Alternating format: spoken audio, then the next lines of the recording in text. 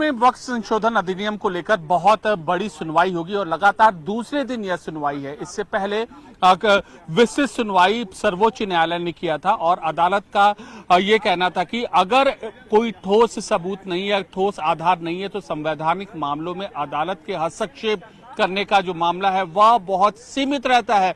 Parliament में यह जो वक्फ संशोधन अधिनियम पारित हो चुका है, लिहाजा अब जो यहाँ सुप्रीम कोर्ट में जब तक मजबूत आधार नहीं है तब तक कोर्ट इसमें कोई अपना ऑर्डर नहीं पास करेगा। याचिकाकर्ता की ओर से कल 2.5 से 3 घंटे तक इस पूरे मामले में दलील दी गई थी। कपिल सिब्बल वरिष्ठ वकील हैं, उन्होंने सुप्रीम कोर्ट के सामने अपना पक्ष रखा। उन्होंने कहा कि वक्फ संशोधन अधिनियम के तहत जो मुस्लिमों को अधिकार मिलता है, मसलन कि जो प्रॉपर्टी पर अधिकार मिलता है या फिर जो वक्फ संपत्तियां है देश भर में उन पर जो अपना अधिकार होता है उसका हनन हो रहा है। कपिल सिब्बल ने सर्वोच्च न्यायालय में यह आरोप लगाया कि कई बातें ऐसी थी कि उनको जो समितियां थी या फिर जो जितनी भी मुस्लिम बॉडीज हैं उनको नहीं बताई गई थी।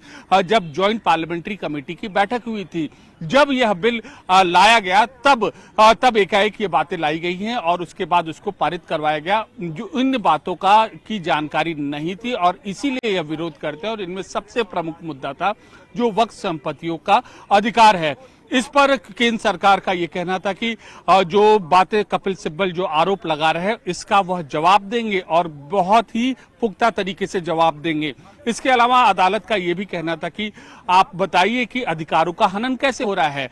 अगर सरकार कुछ एक आदेश करती है, अगर डीएम की शक्तियों के बारे में परिभाषित करती है तो इसमें गलत क्या है, क्योंकि डीएम मुखिया होता है और वह वक्फ की संपत्ति के बारे में उसको जानकारी मिलनी चाहिए। तो इस पर जो कपिल सिब्बल है उनका ये कहना था कि वक्फ एक धार्मिक मसला है, एक अधिकारों का मसला है और एक जो अभिव्यक्ति की आजादी का यह मसला है। लिहाजा अगर इस तरीके से हमें जानकारी मिलती है, अगर डीएम का अधिकार होता है तो हम इसमें बहुत ज्यादा इंटरफेयर हम नहीं कर सकते हैं। और ये आज इसमें 2 बजे के आसपास पूरे मामले की यहाँ पर सुनवाई होगी। कल अदालत ने ये अपना जो सुनवाई के बाद ये कहा कि इस मामले में जब अगले दिन जब सुनवाई जारी रहेगी वो भी तमाम पक्षों की ये दलील यहाँ पर सुनेंगे।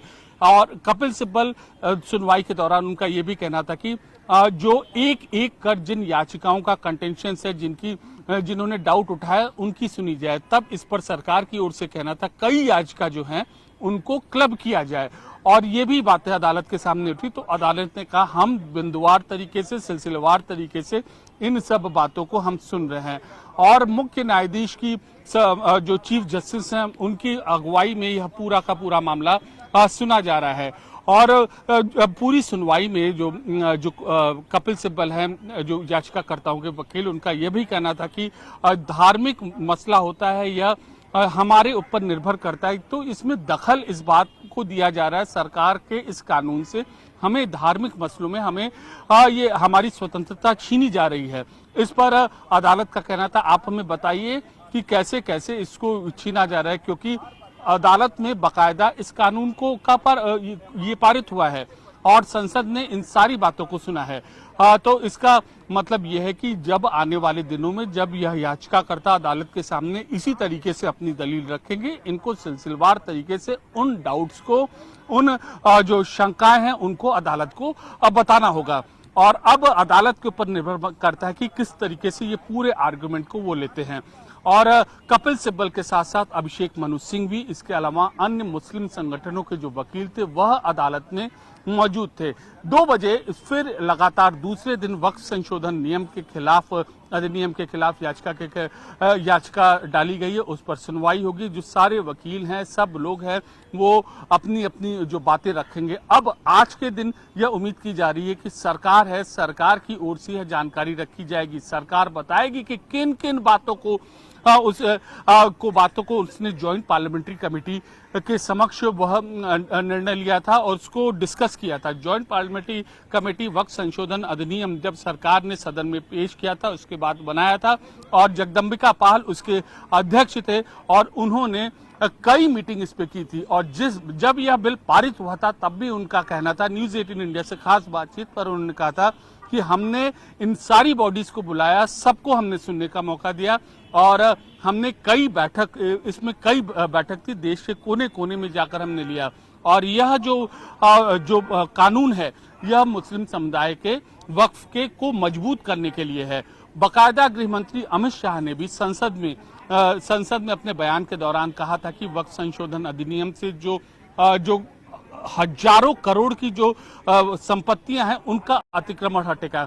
कमोवेश जो बातें सरकार की ओर से सदन में बताई गई थी, आज सुनवाई के दौरान 2 बजे जब सुप्रीम कोर्ट करेगा तब यह बातें अदालत को, सर्वोच्च न्यायालय को बताई जाएंगी सरकार की ओर से, और ये सारी बातें कहेंगे। और सबसे उनमें 3 से 4 चीजें हैं जो अहम होगी। ज्वाइंट पार्लियामेंट्री कमेटी की बात, इसके अलावा जो बैठक हुई थी उनकी बातें, इसके अलावा जो कानून जिस तरीके से मुस्लिम पक्ष के जो अधिकार हैं जिनको सुरक्षित करने का दावा जो सरकार की जो बातें कही थी, ये सारी भी बातें सरकार सर्वोच्च न्यायालय को बताएगी। तो 2 दिन की सुनवाई का यह पूरा सारांश इसमें यही है कि किन परिस्थितियों में वक्फ संशोधन बिल को बनाया गया, क्या क्या बातें ध्यान रखी गई, कौन सी बैठक हुई, अब इस पर क्या डाउट है, स्कॉलर्स का क्या डाउट है, जो मुस्लिम समुदाय के अन्य वर्ग है उनका क्या डाउट है, ये सारे देश को यहाँ पर पता चलेंगी। कल काफी कुछ पता चल चुका है, आज पता चलेगा और इन सारी बातों को जो नोट किया है वह सर्वोच्च न्यायालय ने। और इस अहम सुनवाई के बाद फिर अदालत यह निर्णय लेगा कि आखिरकार इन याचिकाओं की जो शंकाएं हैं उस पर अदालत का क्या दृष्टिकोण है। और अदालत ने हमें ये ध्यान रखना होगा कि पहले ही साफ कर दिया है कि संवैधानिक मामला है, जब तक बहुत मजबूत याचिका नहीं है, बहुत मजबूत तथ्य नहीं है, संवैधानिक मामलों में अदालत के हस्तक्षेप करने का अधिकार सीमित होगा।